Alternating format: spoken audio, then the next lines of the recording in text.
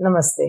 Triple IM के एग्जिमप्रेन्योर के अंतर्गत आज हमारे साथ हैं जितेंद्र तारपरा, जो सूरत से हैं और यहाँ पे ये मैन्युफैक्चरर कम एक्सपोर्टर है।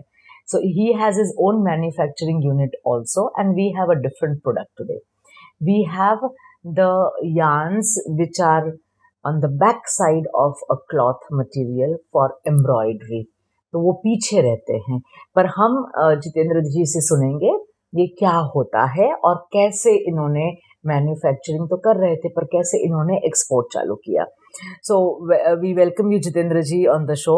Thank you. और आप अपना थोड़ा सा हमें हमारे दर्शकों को एक बैकग्राउंड दीजिए कि कहाँ से आप आ रहे हो, मतलब कौन से बैकग्राउंड से आप आ रहे हो और एक्सपोर्ट फील्ड में कैसे आए।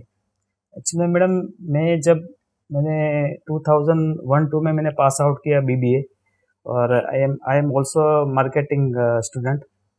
बाद में मेरे को ऐसा पहले से जब मैं स्टडी करता था तब से मेरे को ऐसा एक अंदर से डिज़ायर था कि मेरे को जो भी मैं इन फ्यूचर मेरी प्रोडक्ट बनाऊँ उसको मेरे को एक्सपोर्ट लेवल पे जाना है। तो मेरे जो एल्डर ब्रदर है वो तो टेक्सटाइल में थे ही थे।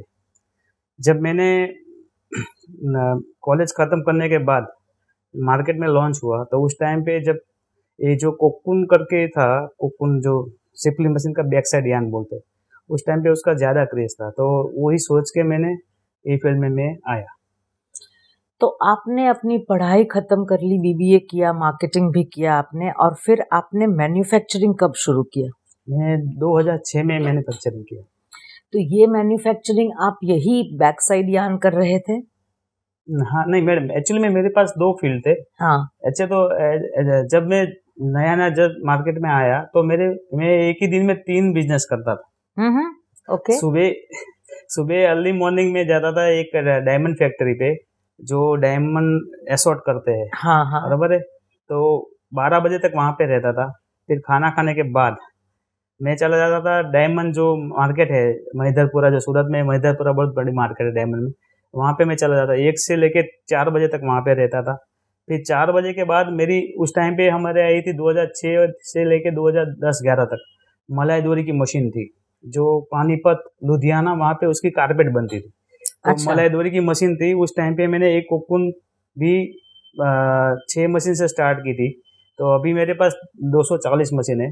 लेकिन क्या है कि इसके बाद मलाई डोरी के अंदर रिसेशन आ गया तो वो भी मैंने वाइंड अप कर दिया। फिर डायमंड के अंदर 2008 में इतना रिसेशन आया कि ज़्यादातर डायमंड यूनिट बंद हो गए। तो हाँ। मैंने उसको भी वाइंड अप कर दिया। ओके। फिर मेरे पास बचा था एक ही। ओके। वो कोकुन वाला बिजनेस था, तो मैंने धीरे धीरे 6 मशीन से ले गए 18 पे, फिर 54 मशीन, 75, धीरे धीरे करके अभी मेरा 240 मशीन है टोटल। 240। वेरी गुड, बहुत प्रोग्रेस की आपने। तो ये जो आपके मशीन्स हैं वो सिर्फ यार्न्स बनाते हैं। हाँ जी। तो उसका रॉ मटेरियल कहाँ से आता है, कॉटन होता है। नहीं, कॉटन भी रहता है। देखो मैडम, इसमें ज़्यादातर 3-4 प्रकार की क्वालिटी रहती है। सबसे पहले पॉलिस्टर आता है, पॉलिस्टर डाइड भी आता है, स्पंज पॉलिस्टर आता है और कॉटन भी आता है, नायलॉन भी आता है। मतलब में 6-7 प्रकार की क्वालिटी रहती है। वो डिपेंड करती है कि अब मेरी पार्टी को क्या रिक्वायरमेंट रहती है, इसके हिसाब से हम उसको सप्लाई करते हैं। ओके। तो आप ये यार्न्स बना के उनको भेजते हो। हाँ जी। ये आपका रॉ मटेरियल जो भी होता है उसके यार्न्स बना के और उनके ऊपर वो एम्ब्रॉयडरी करते हैं। ये नीचे कपड़े के नीचे रख के उसके ऊपर एम्ब्रॉयडरी करते हैं। ज़्यादातर हम देखते हैं कि नीचे कपड़े के नीचे कुछ स्टार्च जैसे स्टार्च वाले वाइट। हाँ। Just minute. बेसिकली क्या होता है कि जो मेरी जो प्रोडक्ट है ना एकदम एक्यूरेसी वाली है। मतलब मैं ये वेस्टेज परसेंटेज यदि हम ध्यान नहीं देते हैं ना तो वेस्टेज बहुत बढ़ जाती है। कि समझ लो हमारा 40 mm का लेंथ है तो 40.5 mm तक चलता है। 41 चला गया तो फिर वो हमारा वेस्ट पड़ गया। अच्छा। इसका जो बीच वाला पोर्शन है, जो इसकी विड्थ है, तो विड्थ भी 0.5 mm भी बढ़ गया तो हमारे वेस्ट चले जाते हैं। मतलब एकदम परफेक्शन वाली चीज़ है। ओके। ऐसे इसकी कोई प्रोसेस नहीं है। हम क्या एक केमिकल प्रोसेस करते हैं। एक्चुअल में 5 किलो का यार्न का गोला है, उसमें से हम 4-4 ग्राम की छोटी छोटी बॉबिन ही बनाते। लेकिन अच्छा। इसके बीच में जो केमिकल प्रोसेस करते हैं और जो हमारी जो मेजरमेंट है ना वो परफेक्ट होनी जरूरी है। तो इसके चलते ये बॉबिन बनने के बाद जो आप बता रहे थे वही कि जैसे वर्क करते हैं तो जो वर्क वाला फ्रंट यंत्र रहता है, इसको पकड़ने के लिए नीचे सपोर्टिंग धागा चाहिए, वरना कपड़ा फट जाए। फट भी जाए और वो पकड़ेगा ही नहीं ऊपर। सब जो मेन धागा उसको पकड़ेगा ही नहीं तो डिजाइन तो बनेगी ही नहीं ना। जैसे हम ज्यादातर हर एक घर में ज्यादा देखते हैं जो सिंगल हेड की मशीन आती है, सिंगल हेड की जो स्विंग मशीन आती है, उसमें क्या करते हैं हम के नीचे एक रील गोल जो रिंग है वो नीचे डालते हैं। सेम वही काम मेरी प्रोडक्ट करती है, लेकिन इसके लिए 21, 22, 26 मीटर लंबी मशीन आती है। इसके अंदर ये बैक साइड में डालते हैं और वही काम करती है जो सिंगल हेड मशीन जो ज्यादा घर में या टेलर के पास रहती है, वही काम यही करती है। अच्छा, पर ज्यादातर एम्ब्रॉयडरी वाली चीजों में यूज होती है, मशीन एम्ब्रॉयडरी वाली इसके अंदर ही यूज होता है। तो आपने इसमें अभी कब से आप ये बिजनेस में एक्सपोर्ट करना शुरू किया आपने? एक्चुअली मैडम मैं एक्सपोर्ट करना तो जैसे मैंने आपको बताया कि जब मैं कॉलेज पास आउट होके जब मैं मार्केट में नया आया तो मेरे को पहले से ही डिजायर थी, तो फुल करने के लिए मेरे पास कोई ऐसा प्लेटफॉर्म नहीं था। मैं प्रोडक्ट तो क्वालिटी प्रोडक्ट बनाता था, क्योंकि यहाँ पे डोमेस्टिक लेवल पे मेरा जयपुर, मुंबई, दिल्ली और यहाँ सूरत का जो मेजोरिटी सूरत का मार्केट भी मैं अचीव कर लिया हूँ। लेकिन जो मेरी एक्सपोर्ट की डिज़ायर थी ना, तो ऐसे मेरे को प्रॉपर वे या प्रॉपर प्लेटफॉर्म नहीं मिल रहा था कि किसके थ्रू हम एक्सपोर्ट करें। लेकिन मेरे को ये IIIM का एक मेरे फ्रेंड ने ही सजेस्ट किया था कि तुम IIIM में जाओ और यहाँ पे एक गाइडलाइन लेके प्रॉपर वे पे जाओ तो आपको समझ में आया। तो फिर IIIM में मैं अपने जो सर है विरल सर, विरल शाह, यस, उनसे मुलाकात हुई। तो मैं बोला कोई बात नहीं, कुछ हार्डली कुछ 8 या 9 लेक्चर थे तो मैंने अटेंड किया और उसके चलते ही मेरा ये स्टार्टअप हो गया है। ओके, विरल सर ने आपको प्रोत्साहित किया। Very good. तो मैं ये पूछना चाहूंगी कि आप इस फील्ड में ही थे तो आपको क्वालिटी और आप ही सप्लायर हो क्योंकि आप मैन्युफैक्चरर हो, आप ही की प्रोडक्ट आगे जा रही है, तो इसमें आपने जो बायर ढूंढे, क्योंकि आपकी तो प्रोडक्ट फिक्स थी, आपको क्वालिटी पता है, तो आपने जो बायर ढूंढे वो कैसे ढूंढे? एक्चुअली मेरे को यहाँ से ही सर ने, विरल सर ने और बाकी जो सर, मेरे को एग्जैक्ट नाम तो नहीं पता, हरेश सर थुले और विरल सर और बाकी जी बाहर से कोई गेस्ट लेक्चर के तौर पे आते थे। तो वो लोग ने हमको प्रॉपर टीचिंग किया कि भाई तुम लोग ऐसे ऐसे बायर फाइंड आउट कर सकते हो। तो वो जो जैसे जैसे वो लोग ने वेबसाइट दिया था या जो वेबसाइट के ऊपर से हमने फाइंड आउट किया तो ऐसे मेरे को बायर मिला। क्योंकि मेरे बेसिकली हम देखें ना तो थाईलैंड और इंडोनेशिया और बांग्लादेश, वो हमारा जो प्रोडक्ट है ना उसका बिग मार्केट वहाँ पे है।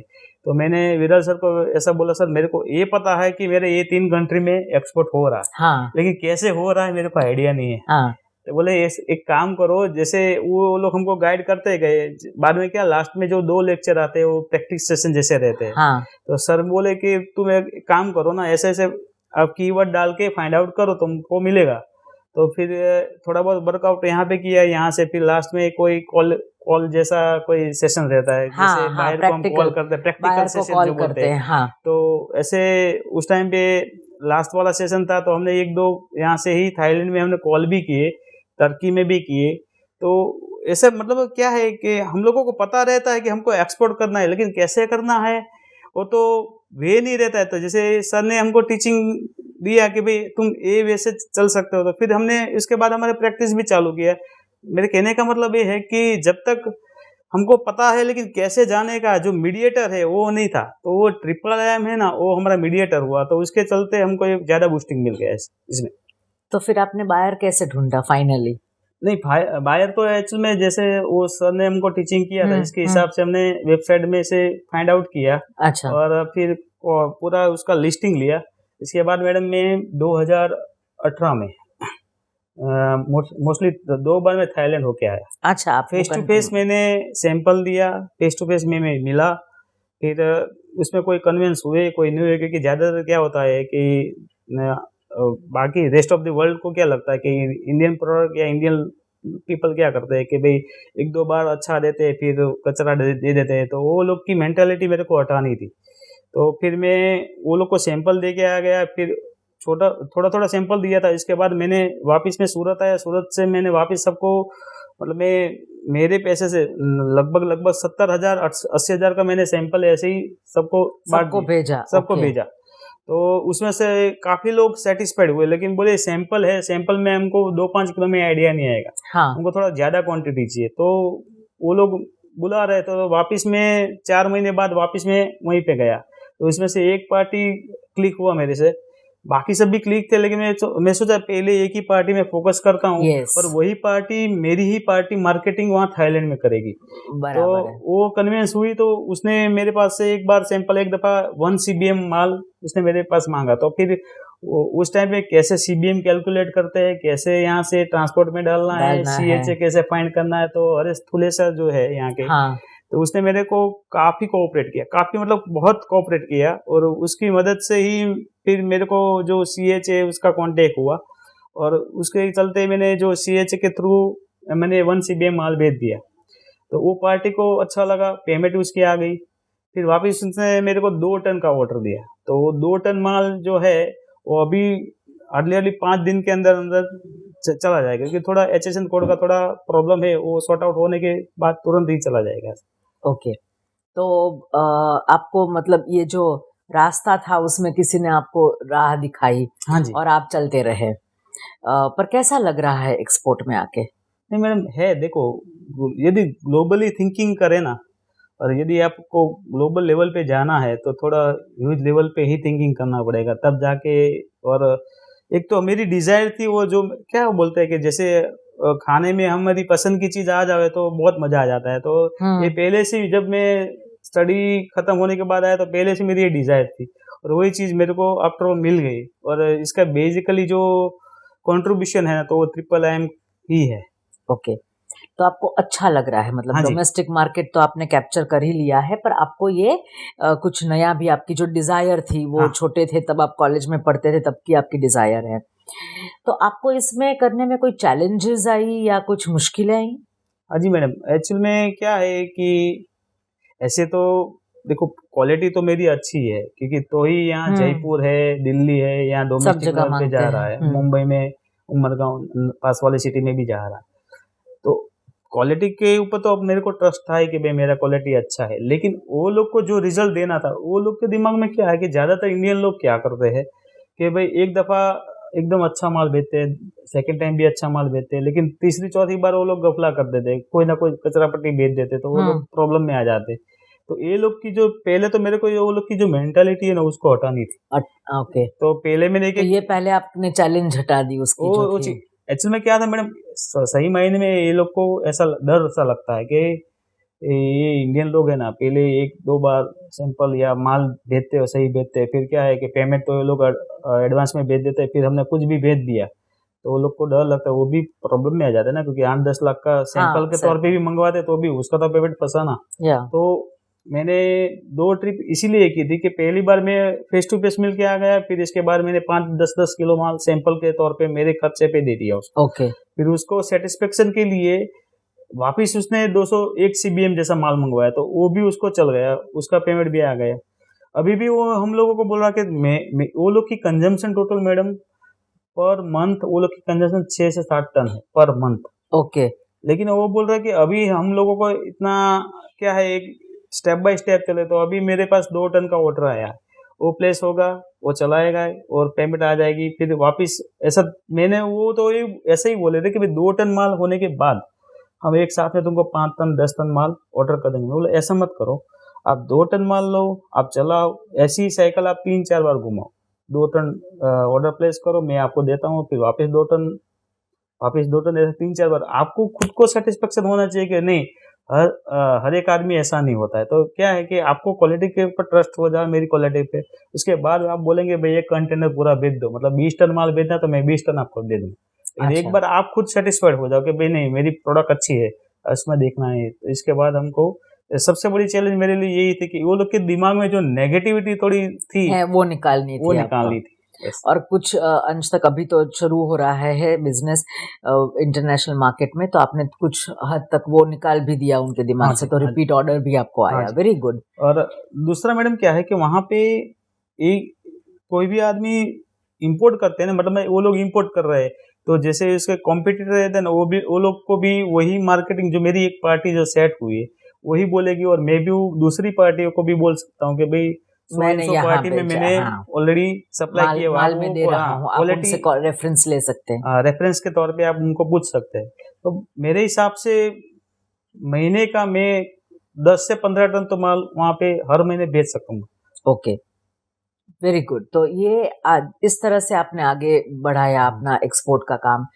अभी आपकी जो चैलेंज है कि उनकी बायर की मेंटालिटी ऐसी थी, तो वो भी आपने कुछ अंश तक, और कोई दिक्कतें आई आपको सैंपल भेजने में, या आपने जो माल भेजा उनको उसमें, और कोई शिपिंग में, डॉक्यूमेंटेशन में कोई चैलेंजेस? नहीं, अभी जब फर्स्ट टाइम भेजा था वो तो इजीली चला गया मैडम, लेकिन अभी जो है, अभी रिसेंटली जो मेरा HSN कोड के चलते थोड़ा प्रॉब्लम आया है कि क्या गवर्नमेंट का रूल्स थोड़ा चेंज होता रहता है। तो एक्चुअल में मैंने AI सर्टिफिकेट वो लोग को चाहिए। तो AI सर्टिफिकेट में क्या होता है, AI सर्टिफिकेट क्या होता है? Asian Indian free trade agreement कुछ होता है, जो okay okay okay, Asian country जितनी रहती है ना उसके साथ टाइप जैसा रहता है, आइफ्टा, AIFTA, यस। हाँ, तो वो हम लोग उसको AI सर्टिफिकेट उसको प्रेजेंट करेंगे ना, तो वो वहाँ पे वो लोग के कस्टम डिपार्टमेंट में दिखाएंगे, तो वो लोग को जो इम्पोर्ट इम्पोर्ट ड्यूटी है ना कम। वो कुछ कम लगेगी, ऐसा कुछ है, 5% वो लोग को कुछ बेनिफिट रहता है। तो AI सर्टिफिकेट में मेरा HSN कोड जो है, मेरे टेक्सटाइल कमेटी वाले जो ऑफिसर है यहाँ सूरत के, उसने एग्जैक्ट जो मेरी प्रोडक्ट है वही दिया है। और मेरा जो लाइसेंस है, एक्सपोर्ट लाइसेंस है, उसमें HSN कोड मेरा अलग दिखा, मतलब मेंशन किया हुआ है। तो अभी मेरे जो रुका हुआ है वो अमेंडमेंट के चक्कर में रुका है, क्योंकि वो IEC में आपको अमेंडमेंट मिसमैच हो रहा है, मैच नहीं हो रहा है। तो फिर मेरे जो शिपिंग लाइन वाले थे, तो उसका फोन आया कि भाई ये दोनों मैच नहीं हो पा रहा है, तो ये जाएगा नहीं, प्रॉब्लम करवाएगा। तो आज जस्ट मैं गया था DGFT में, तो मैं सर को मिला, तो मैं देखो सर ऐसा प्रॉब्लम है। और अभी क्या है कि थोड़ा रूल्स चेंज हुआ है कि अमेंडमेंट हम तभी कर पाएंगे जैसे हमारा लाइसेंस का वैलिडिटी खत्म होता है, तो वो लोग एक नोटिफिकेशन भेजते हैं, और अमेंडमेंट करवाना, नोटिफिकेशन आने के बाद ही हम अमेंडमेंट करवा सकते हैं। लेकिन मैंने सर को रिक्वेस्ट किया कि सर इसके चलते, सिर्फ अमेंडमेंट के चलते हमारी प्रोडक्ट रुक रही है, तो आप थोड़ा इसको देखो ना। तो बोले कोई बात नहीं, एक काम करो, तुम अभी अमेंडमेंट करवा लो, जब भी इन फ्यूचर नोटिफिकेशन आएगा तो हम बोल देंगे भाई इसको ये प्रॉब्लम था, इसलिए हमने अमेंडमेंट करवा दिया। तो ये अमेंडमेंट के लिए मैंने आज फीस जो वगैरह जो प्रोसीजर है वो खत्म कर दिया, हार्डली 2 दिन में वो खत्म हो जाएगी। DGFT ने आपको बहुत हेल्प की, वेरी गुड। DGFT ने आपको हेल्प की और आपने वहां जाके, ये बहुत अच्छा। तो ये अभी आपका प्रॉब्लम सॉल्व हो चुका, ओके। तो आपका 3-4 दिन में वो कंटेनर भी चला जाएगा, हार्डली बस 4-5 दिन में चला जाएगा। Very good. अभी आप हमें, हमारे दर्शकों के जो नए एक्सपोर्टर बन रहे हैं, हमारे बहुत सारे स्टूडेंट्स, उनको कुछ मैसेज देना चाहेंगे? मैसेज में तो सर मैं वही बता पाऊंगा आप लोगों को कि जैसे मैं पर्सनली मेरा जो एक्सपीरियंस है वो मैं शेयर करना चाहता हूँ कि मेरे को मेरी प्रोडक्ट एक्सपोर्ट करनी है। मैंने जैसे पिछली बार भी आपको बताया कि मेरी डिज़ायर थी जब मैं कॉलेज में से बाहर निकला था, लेकिन ये समझ लो कि 10-12 साल या 15 साल पकड़ लो, उसको कैसे कैसे वैसे जाना है ना, क्योंकि मैंने ये वर्कआउट भी किया हुआ है, लेकिन प्रैक्टिकल मेरे पास नहीं था नॉलेज। तो एक्सपोर्ट मैनेजमेंट का मैंने सिलेबस भी मेरे जब मैं कॉलेज कर रहा था आता था, तो उस टाइम पे वो पता था हम मेरे को एक्सपोर्ट करना है, लेकिन कैसे करना है और किसके प्लेटफॉर्म के थ्रू करना है वो मेरे को आइडिया नहीं। लेकिन I am very thankful to IIM, क्योंकि उसके चलते ही ऐसे 110% मेरी जो क्रेडिट जो एक्सपोर्ट की जा रही है वो IIM को ही जा रही है। और स्पेशली थैंक टू विरल शाह एंड हरीश दूले, क्योंकि इसने बहुत बहुत मतलब सपोर्ट किया मेरे को ये लाइन अप करने के लिए ऐसा। तो थैंक यू सो मच। तो आप मैसेज क्या देंगे हमारे स्टूडेंट्स को? बस आप यदि कहीं ना कहीं एक्सपोर्ट करने में या इंपोर्ट करने में कहीं ना कहीं आप रुक रहे हो या आपका काम रुक रहा है, तो आपको IIM में जाना चाहिए मेरे हिसाब से। ओके, क्योंकि यही प्रॉपर वे है कि जो अपने को प्रॉपर गाइड करके अपने को रास्ता आगे का क्लियर कर सकते हैं। हाँ, IIM मिशन गोल्डन बर्ड के अंतर्गत भी बहुत सारे एक्सपोर्टर्स को प्रोत्साहित करती है। हमारे यहाँ हेल्प डेस्क भी हैं और आई सपोर्ट भी हैं, जिससे स्टूडेंट्स हमारे वापस हमारे साथ जुड़ सके और हम उनको गाइडेंस देते हैं।